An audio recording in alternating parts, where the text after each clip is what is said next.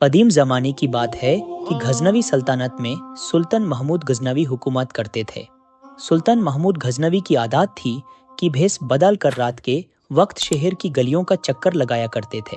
एक दफ़ा ऐसे ही वो गश्त कर रहे थे कि उन्हें चार आदमी दिखाई दिए जो आपस में आहिस्ता आहिस्ता बातें कर रहे थे। सुल्तान ने उनके करीब जाकर कहा, भाइयों, यहाँ क्या कर रहे हो? उन्होंने जवाब दिया, मियाँ, हम चोर हैं और चोरी के मुतालिक सलाह मशवरा कर रहे हैं। सुल्तान ने कहा, फिर तो तुम मेरे साथ हो, मुनासिब समझो तो मुझे भी अपने साथ शामिल कर लो। वो कहने लगे, हम किसी को अपने साथ इस वक्त तक शामिल नहीं करते जब तक उसमें कोई खास खूबी ना हो। तुम अपनी खूबी बयान करो, फिर हम फैसला करेंगे कि तुम्हें अपने गिरोह में शामिल करें या नहीं। ये सुनकर सुल्तान ने कहा, खूबी तो मुझ में है, लेकिन अगर तुम बुरा ना मानो तो पहले अपनी अपनी खूबियां बयान करो, फिर मैं बताऊंगा कि मुझ में क्या खूबी है। इस पर एक चोर ने कहा, मेरी खूबी ये है कि मैं सूंघ कर खजाने की जगह मालूम कर लेता हूँ, चाहे वो किसी पहाड़ की घार में छुपा हो या समुंदर की तीह में पोशीदा हो। दूसरे चोर ने कहा, मैं जानवरों की बोली समझता हूँ। तीसरे चोर ने कहा, मैं मजबूत से मजबूत ताले को बिना किसी चाबी के खोल सकता हूँ। चौथे चोर ने कहा, मेरी खूबी ये है कि जिस शख्स को एक दफ़ा देख लूँ, चाहे अंधेरे में ही क्यों ना देखूं, दूसरी बार देखने पर उसे फौरन पहचान लेता हूँ। जब चारों चोर अपनी अपनी खूबियां बयान कर चुके तो सुल्तान ने कहा, मेरी खूबी ये है कि अगर कोई मुजरिम फांसी के तख्ते पर भी खड़ा हो और मैं ज़रा सा सर हिला दूं तो वो फौरन रिहा हो सकता है। चारों चोर ये सुनकर हैरान भी हुए और खुश भी। वो बोले, भाई, तुम्हारा कमाल तो हम सब से बढ़कर है। तुम हमारे साथ हो गए तो फिर हमें किसी बात का डर नहीं। इसके बाद वो रात की चोरी के मुतालिक मशवरा करने लगे। आखिर सलाह ये था कि आज रात शाही महल में चोरी की जाए। फैसला करके वो शाही महल की तरफ रवाना हो गए। रास्ते में एक गली से गुजरे तो कुत्ता भौंका। सुल्तान ने कहा, यह कुत्ता क्या कह रहा है?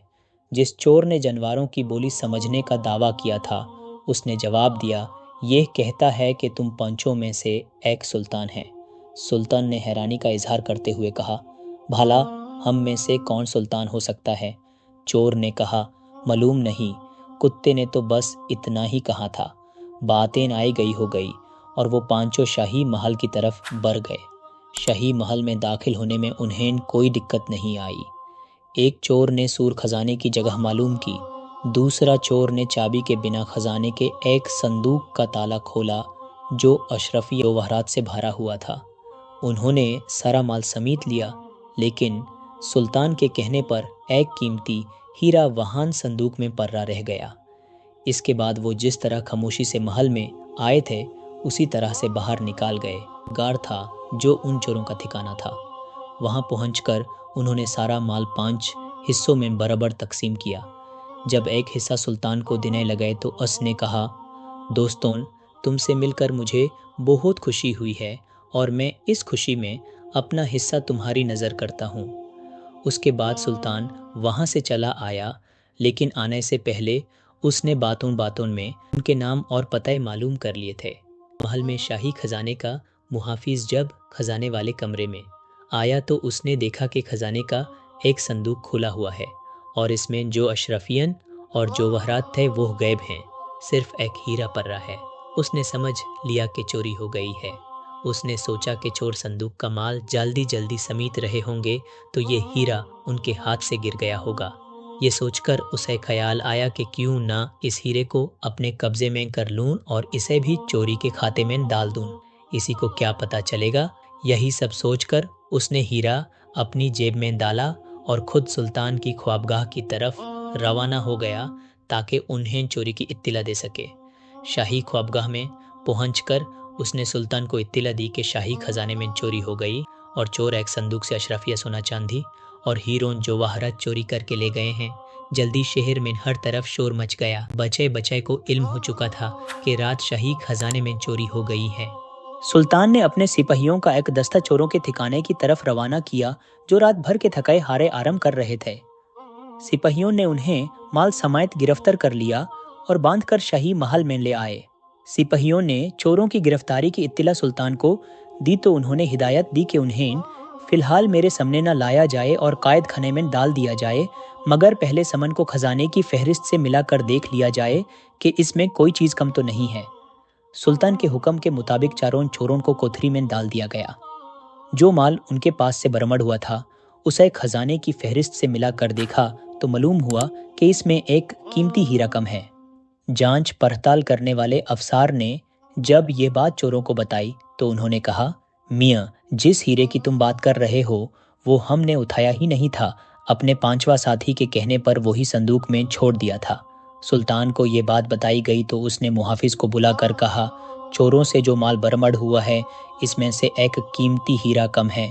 ان چوروں کا بیان یہ ہے کہ انہوں نے وہ ہیرا وہی صندوق میں چھوڑ دیا تھا۔ کیا تم بتا سکتے ہو کہ وہ ہیرا کہاں ہے؟ محافظ بولا، حضور، ان چوروں کی بات کا کیا اعتبار؟ بھلا ایسا کون احمق ہوگا جو چوری کرنے آئے اور اتنا قیمتی ہیرا چھوڑ کر چلا جائے؟ یقیناً وہ ہیرا بھی ان میں سے کسی کے پاس ہوگا اور اسے کہیں چھپایا گیا ہوگا۔ سلطان نے محافظ کی یہ بات سن کر اسے رقص کر دیا، مگر دل میں وہ کچھ اور ہی سوچ رہا تھا۔ اس نے ایک خاص مقصد کے تحت ہی چوروں سے یہ کہا تھا کہ وہ ہیرا وہی صندوق میں پڑا رہنے دیا جائے۔ اب وہ اگلا قدم مناسب وقت پر اٹھانا چاہتا تھا۔ ادھر چور پھانسی کی کوٹھری میں حیرانی سے سوچ رہے تھے کہ سلطان کے جن سپاہیوں نے ہمیں گرفتار کیا ہے وہ ابھی تک ہمارے پانچواں ساتھی کو کیوں نہیں پکڑ سکے۔ ایک چور کہنے لگا، یار، رات کو کتے نے جس بادشاہ کی خبر دی تھی کہیں وہ ہمارا پانچواں ساتھی نہ ہو۔ دوسرا چور کہنے لگا، اگر رات بادشاہ واقعی ہمارے ساتھ تھا تو میں یوز پہچان لوں گا۔ اس کے بعد انہوں نے سپاہیوں سے کہا، ہمیں اپنے کیے کی سزا تو بھگتنی ہی ہے، تم اتنی مہربانی کرو کہ ہمیں ایک بار بادشاہ کے سامنے پیش کر دو۔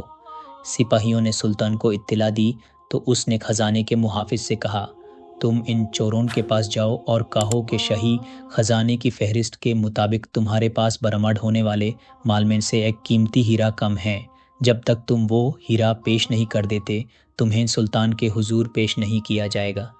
خزانے کے محافظ نے جا کر سلطان کی یہ بات چوروں سے کہی تو وہ چور جو سونگھ کر خزانے کی جگہ معلوم کر لیتا تھا حیرانی سے محافظ کی طرف دیکھنے لگا۔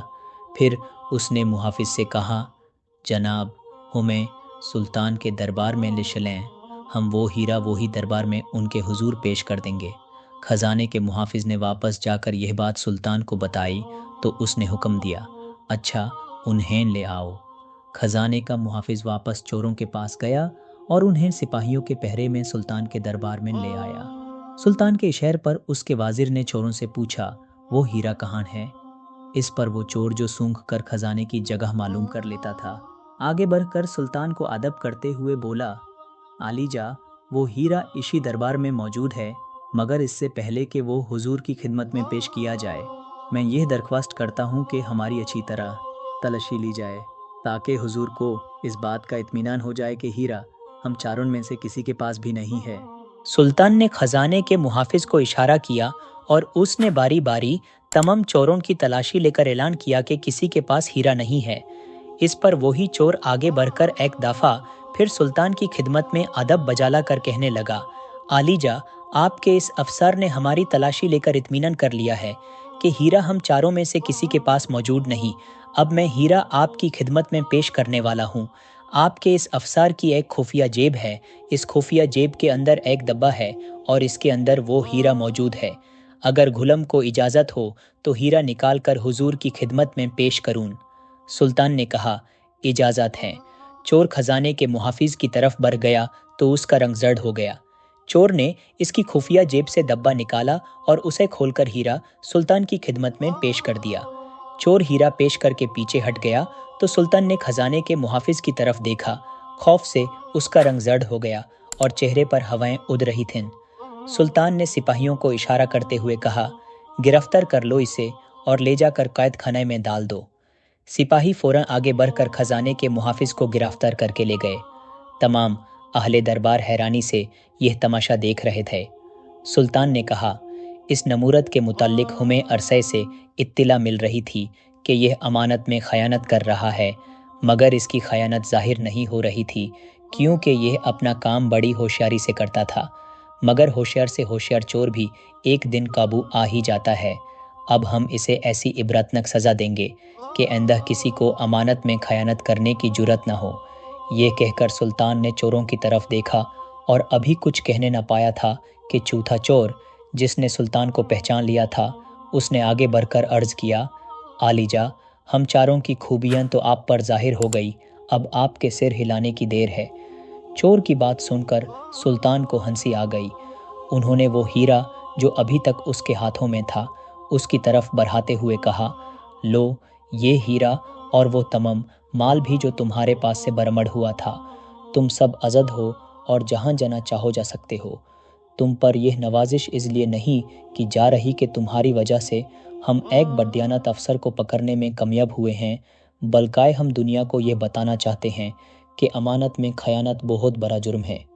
چوری کو تو معاف کیا جا سکتا ہے، مگر امانت میں خیانت، چاہے وہ معمولی سی ہی کیوں نہ ہو، معاف نہیں کی جا سکتی۔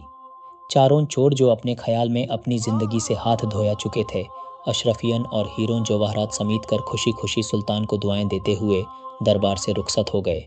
سلطان کی اس مہربانی نے ان کے دل پر ایسا اثر کیا کہ آئندہ کے لیے انہوں نے چوری سے توبہ کر لی اور باقی ساری زندگی شرافت سے گزاری۔ واقعہ پسند آیا ہو تو چینل کو سبسکرائب اور ویڈیو کو لائک کیجیے۔